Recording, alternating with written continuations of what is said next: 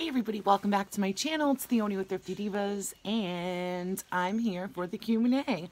So, I just woke up not too long ago, so if I'm looking a little rough, sorry. Still drinking my coffee, listening to the birds. It rained last night, it's cold, it's wet, but I prefer to be out here anyway.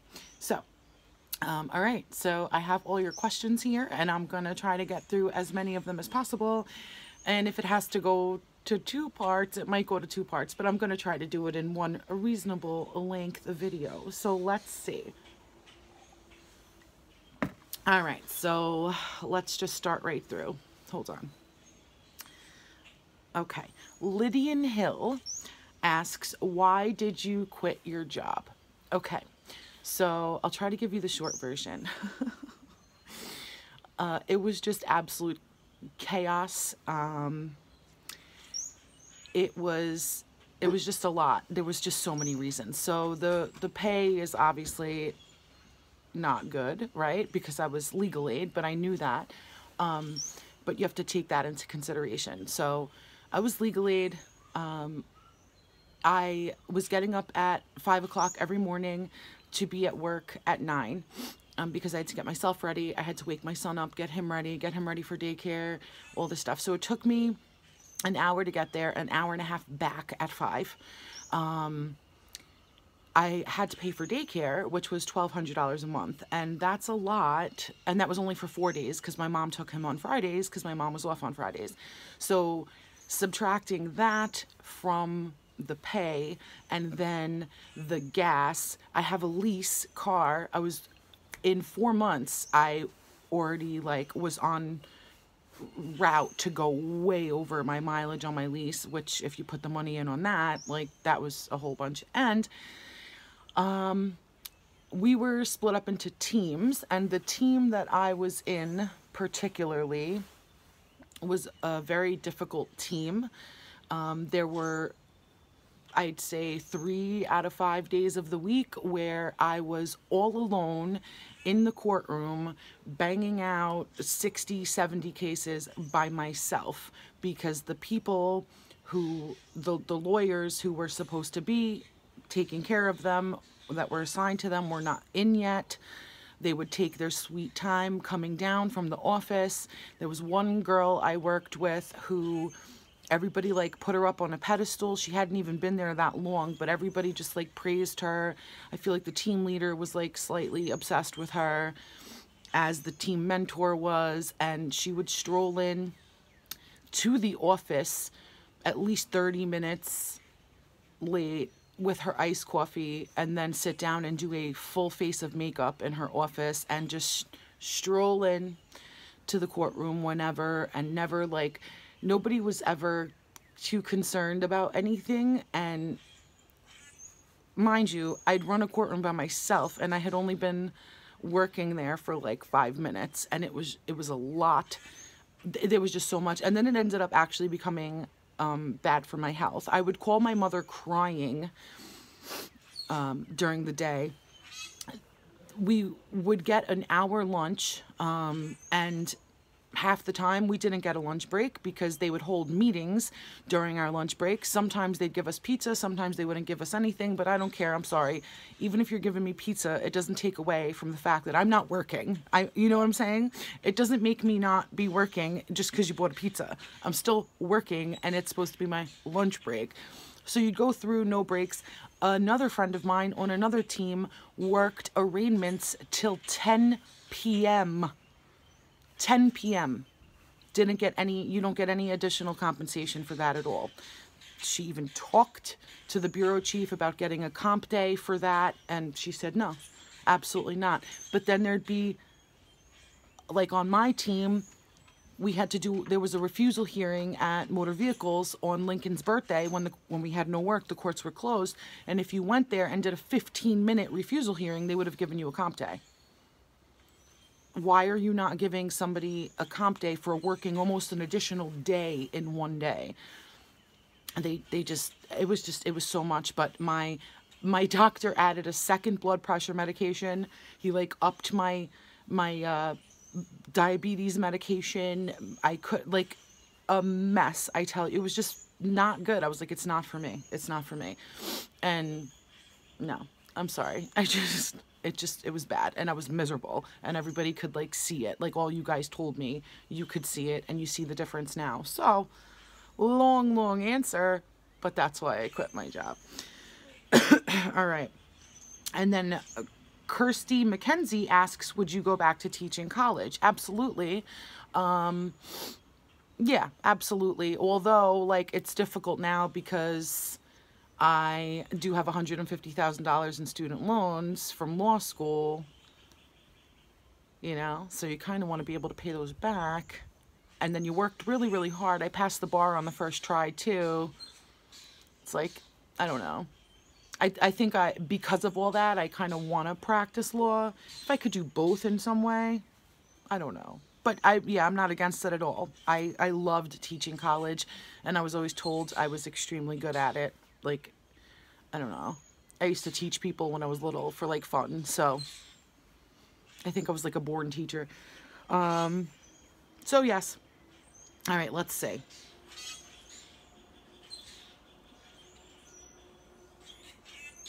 A few people asked if I could see Terry Henson,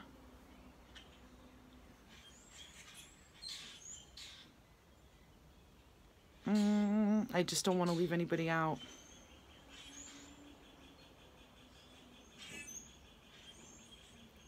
Is it only Terry Henson?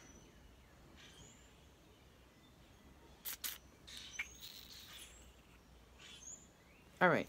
I wanted to give everybody proper credit, but this will take 800 years if I do that. Terry Henson and a few other people asked how long I've been married. So that answer is June 17th of this year. This June, it'll be 3 years. So I got married 6/17/17. And then a few other people asked how I met my husband. So, and then how long we've been together. So by the time we got married, like the date of our wedding, we were together 3 years and 5 days exactly when we got married. So we've been together almost 6 years in total this June. And how did we meet? A few people asked, so I'll go ahead and tell you that story, which I said in the first Q&A too. So my husband and I had mutual friends, and I was living alone at the time. I had my own house, and I was, like I said, we had mutual friends. So there were a few of his friends that I was really close. Obviously he was closer with them, but like I was really close with them as well. And they would come over my house by themselves, these two guys, you know, with other people or whatever. I constantly had gatherings. So they'd come over for barbecues and like fire pits, and we'd make s'mores and all the time. We'd watch scary movies. I had girls over my house, guys over my house, big get-togethers. I was always cooking. Like, I just loved it, and I lived by myself. So I would see him, and like we never really spoke that much. It was more of like a hi and bye thing when we would see each other. Like, hey, what's up? And then I like kind of wanted to get to know him better. Like, I don't know, something about him intrigued me a little bit. So I would start asking him, I'm like, why don't you just come over for a barbecue or whatever? Like, your friends are coming, like, you know, like you hang out with them all the time. Basically, it was like when they weren't at my house, they were with him. And that was like it. So I was like, why don't you just come over? You're with your friends, like they're here. No. So I asked him to come over for a barbecue like 5 times, and he told me no every time. And finally he agreed, and he came. And then I always joke around and I say basically he never left. So he finally agreed to come over for a barbecue. I made ribs that night, and then we sat around the fire pit and we made s'mores, and we always joke around that it was my ribs that got him. And then like 2 nights later, he contacted me on his own, and he's like, oh, are you home? Are you doing anything? And I'm like, no, I'm just home. And he's like, oh, you mind if I swing by? I'm like, sure. And it was that day that he like told me he was interested, and again, yeah, like he never left. And then he moved in, and then, well, he asked me on our like first formal date, like a week after he finally came over for that barbecue. And then it was like 2 months after that, he moved in and never left. So, yeah. Anyway, so that's how we met. All right, let me see what else. And by the way, I'd like to thank him for contributing to this video because this is his phone. All right, let's see. My question is... okay. So Debbie Corwin says, my question is, why does it look like your trees outside have leaves on them all year round? What kind are they? Oh, and she also said, also, how long have you and your husband been married? So I answered that. So the trees behind me, okay, this is a little bit of a complicated question. You're seeing two things going on. So the ones that are here and all up top, that's actually bamboo. So that's why that blooms all year long. And then down here lower, that's some type of pine. So that's just there all year long. That's some type of like bushy pine tree. So I hope that answers your question. But you are right. It is in bloom all year long. Okay, what else? Kim Shadler asks, I hope I'm saying that right, I'm sorry. Do you have siblings, and if so, how many? I do not. I'm an only child. Kathy Cox asked, how long have you been married and where did you meet? So I answered that.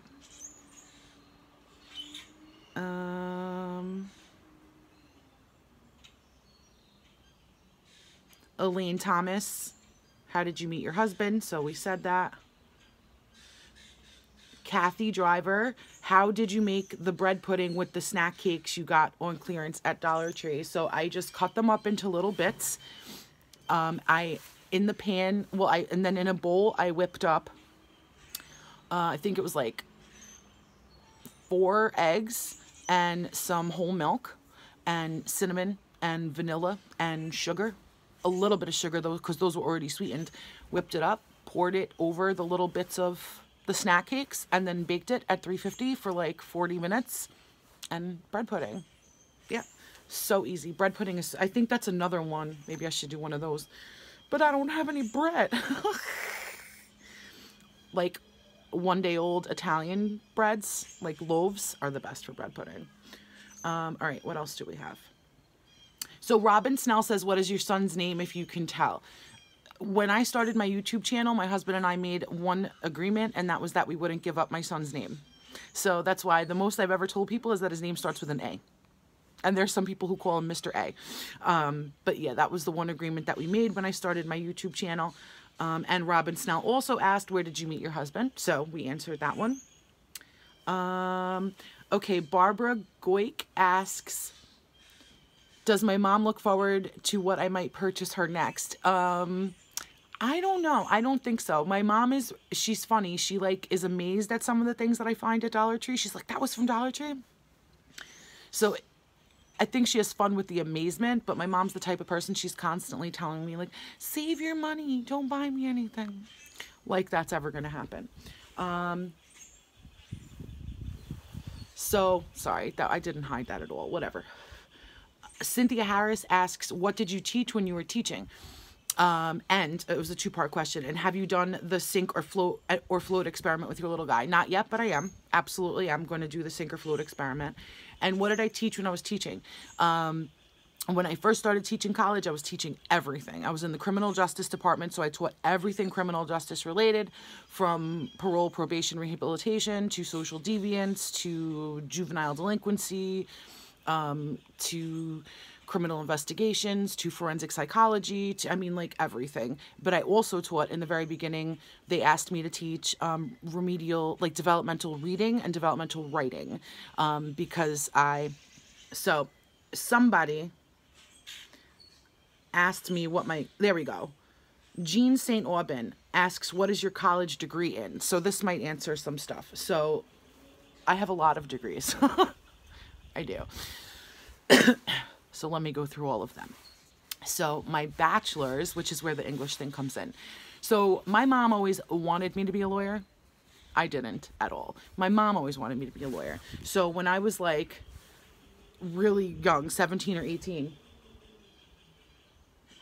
and in college, she was trying to prepare me for that. So I majored in English because I knew they liked that for law school. So I majored in English and I minored in women's studies. And then that was going to be my plan.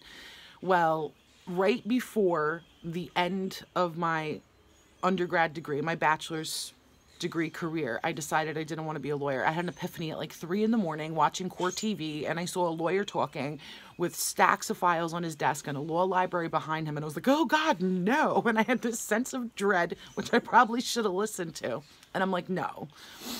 So I ended up switching my majors. So I became a women's studies major and an English minor, and that got me out of school 1 semester quicker. And at 20, 20 going on 21, that's all I cared about.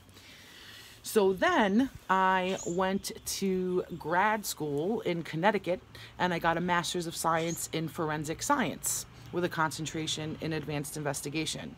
So for the majority of my teaching career, I'd say 13 of the 15 years solid, I taught forensic science at the college level. While I was in grad school, I also worked crime scene for a detective bureau. I won't say which one. So I worked crime scene for 2 years while I was in grad school, and then I came back to New York and to Long Island, and I got my first teaching job 2 weeks after I graduated with my master's. And then in 2014, I decided to go back to, in the interim, let's just talk about that. From when I got my master's in 2005 to when I decided to go to law school in 2014, I did a lot of things. I was pre-med for about 2 or 3 years. So I've taken, and it was natural to me because I have a master's in forensic science, but I've taken so many anatomy and physiology classes, microbiology, organic chemistry, inorganic chemistry, I love it. I always kind of really wanted to be a doctor. Anyway, so it was actually Calc 2, which is pre-physics, which is required, that made me change my mind. Isn't that sad?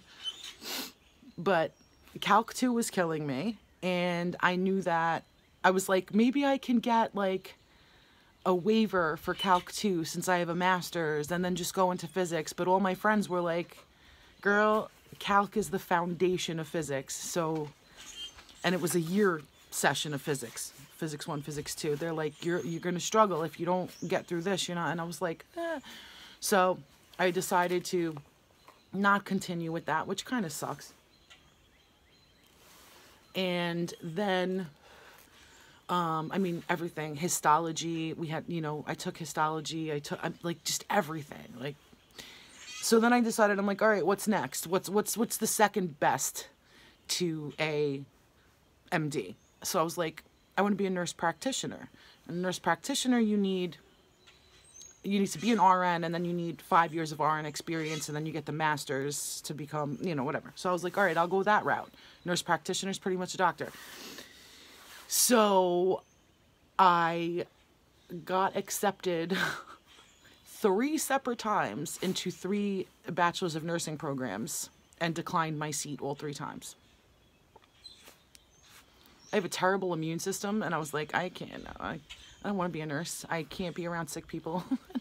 And being a doctor, I was like, there's so many different things I could do where I'm not like with sick people necessarily, a lot of different things. But anyway, at one point I wanted to be a vet as well. And all states, but like 2, I did a lot of research on this at the time, all states in the US, except for like 2, only have 1 veterinary school per state. There's exceptions that have more, not many, like maybe 2 per state, and 1 is like California, 1 is like Alabama, I don't even know. But most states have 1. In New York, it's Cornell. And I knew I wasn't getting in there. I might have. But then, and also like the veterinary practice was just very weird because you needed like this animal experience beforehand, and they were very specific about what type of animal experience you needed. And I'm like, well, how the hell do you get the animal experience? It was just very weird. And then at one point I was like, there was a school in the city that like, in New York City, that like sent you to St. Thomas in the Virgin Islands for 7 semesters. And then like for your last semester, you came back to New York City to complete the clinical. I don't know. But at the time in my life, I'm like, I don't want to be away for 7 semesters. It's 3.5 years, you know, living in the Virgin Islands. I mean, it sounds kind of nice, but I was like, that's far. And like, I'll miss my mom and my friends, and, you know. So anyway, so that went to the wayside as well. And yeah, so that's how I ended up teaching for 15 years. But I only ever got offered adjuncting positions locally because I am in a difficult spot where I teach in the criminal justice department at colleges. And the majority of the local colleges here, they want you to have 10 years field experience. They don't care about your teaching experience. They want you to have 10 years field experience. So basically they want retired cops, retired, you know, crime lab people, retired lawyers, things like that, 10 years. And I'm never going to get that. I've been teaching for 15 years. You know what I'm saying? I wasn't a cop. So I did get a full-time position, and it was upstate, about 4 hours north of here in Troy, New York, at Hudson Valley Community College. I had a full-time position there. I absolutely loved it. I loved the school. I loved the faculty. I loved my bosses. I loved the students, the setup. And I taught with a lab. There was a lab portion to it, so I did experiments with them every single day of the week. Like, I loved it. It was my dream job. But it was a nightmare location for me. I came home every single weekend. I drove the 4 hours there, 4 hours back every single weekend. I could not wait to go home every weekend. I didn't even have a dog. I was single. It was the January start semester, upstate New York, okay? The sun never came out in the 4 months I was there. Not one time. It was dark, it was gray, it was cloudy, and it snowed pretty much every single day. I was so depressed. My mental health was like suffering, and I had to make the hardest decision of my life and give up the dream job to come back down to Long Island and adjunct again. So unfortunate, and it was a very, very hard decision, and I absolutely loved that job. So that was at the time, that was my dream situation, my dream job. Somebody else asked, I don't know who it was, what is my dream job? That's tough. I don't know. I don't really know. I don't know. I love medicine. Medicine has always been my passion. So I don't really know. And I don't know. I love animals. I love medicine. That's why, you know, becoming a vet was so amazing to me. But I don't know. And something medically and sciencey probably. Because, like, that's where my true passion lies, you know. And somebody else asked, are you a lawyer? Well, I think from the last 23 minutes of this, I've answered that. Yes, I absolutely am a lawyer. My friend called me the other day. He's like, T, you're a lawyer, right? I said, that's what people tell me. So anyway, so now I'm representing him as well. All right, so this is long. This is 24 minutes, so I think I will stop, and I will look through this to see if there's enough to do a part 2. If not, I'll just come back on and say goodbye. So I'll be right back. All right, guys, I just flipped through this. There's enough to do a part 2, so I'll be back with a part 2 to answer more of your questions. So thank you for hanging out with me a little bit this morning, and I'll see you all very, very soon with a part 2. Until the next video, stay blessed, my friends. I love each and every one of you.